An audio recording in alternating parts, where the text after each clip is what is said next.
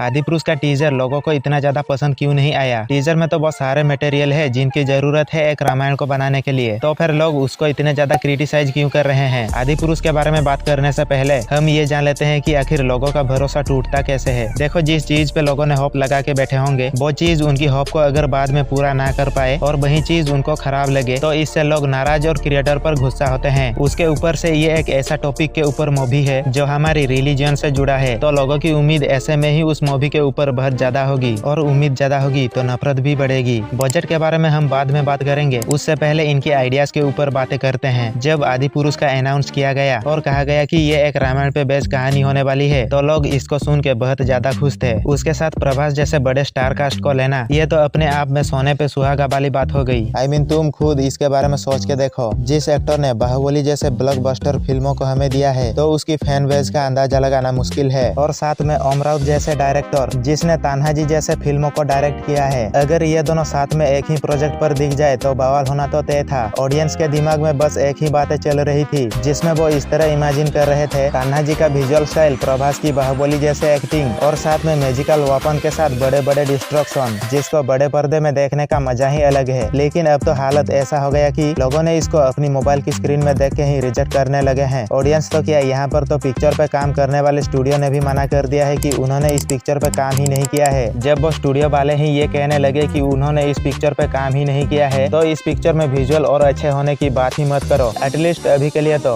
अब जरा इसकी विजुअल पे भी बातें कर लेते हैं। इस टीजर में सबसे ज्यादा जो चीज पसंद नहीं आई है ना, वो इसकी विजुअल को लेकर है। तुम खुद इसकी टीजर को देख के अंदाजा लगाओ कि इसमें कौन सी हिस्सा रियल लग रहा है। आई थिंक तुम्हें एक भी पार्ट नहीं मिलेगा जो रियल है। इसमें सारे CGI से बनाए गए पिक्चर का यूज हुआ है। यहाँ पर तो प्रभास भी कार्टूनिस्ट कैरेक्टर जैसा लगता है, और रावण का हेयर कट, चमगादड़ पे उड़ना और लंका का डार्क होना, इनमें से कोई भी चीज रामायण से मिलता नहीं है। लेकिन यहाँ पर जो मुझे पसंद आई वो थी बानर सेना का डिजाइन। हाँ, देखने में ये चिंपांजी है लेकिन फिर भी ये अच्छा था क्योंकि इसमें कुछ नया करने की कोशिश किया गया था। लेकिन वहीं पर हनुमान को एक इंसानों के जैसा दिखाना ये बिल्कुल भी अच्छा नहीं लगा, क्योंकि हनुमान भी तो एक बानर है, वो अपने ही लोगों से अलग कैसे दिख सकता है। एक बार तुम चाइना की वीडियो गेम की वुकोंग का पोस्टर देख लो, ये लगता है ना बानर और इंसान की कॉम्बिनेशन। लेकिन यहाँ पर एक ऐसा बानर दिखाया गया जो समझ में नहीं आता है कि इंसान है या बानर। लेकिन आदिपुरुष के मेकर ने भी कहा था कि इसमें मोशन कैप्चर टेक्नोलॉजी का भी यूज किया जाएगा। ये वही टेक्नोलॉजी है जिसका यूज करके अवतार जैसे मूवी बनी थी, और उसमें तो कई सारे ऐसे जीव थे जो हमारे रियल वर्ल्ड में एग्जिस्ट ही नहीं करते, और इसी टेक्नोलॉजी का यूज करके प्लैनेट ऑफ द एप्स में चिंपांजी को बनाया गया था। अब तुम इसे सुन के ये मत बोलना कि हॉलीवुड वाले ही ऐसे मूवी बना सकते हैं। अगर तुम ऐसा सोच रहे हो तो तुम गलत हो। एग्जाम्पल के लिए तुम ये सुनो, जो अवतार मूवी है उसमें इंडियन स्टूडियो ने भी काम किया है, वो भी 2009 के समय में, और उसी मूवी को बनाने के लिए अवतार के मेकर्स ने इंडिया से टेक्नोलॉजी को लिया था। अगर ये भी कम है तो ट्रांसफॉर्मर जैसे मूवी में इंडियन स्टूडियो का भी बहुत बड़ा हाथ है। अब सवाल आता है, अगर इंडियन स्टूडियो हॉलीवुड की इतनी बेहतरीन पिक्चरों में काम किया है तो वो अपनी खुद की पिक्चरों में इनका ऐसा हालत क्यों है? इससे पहले कि मैं आपको इसके बारे में बताऊं, उससे पहले हम जान लेते हैं इसके बजट के बारे में।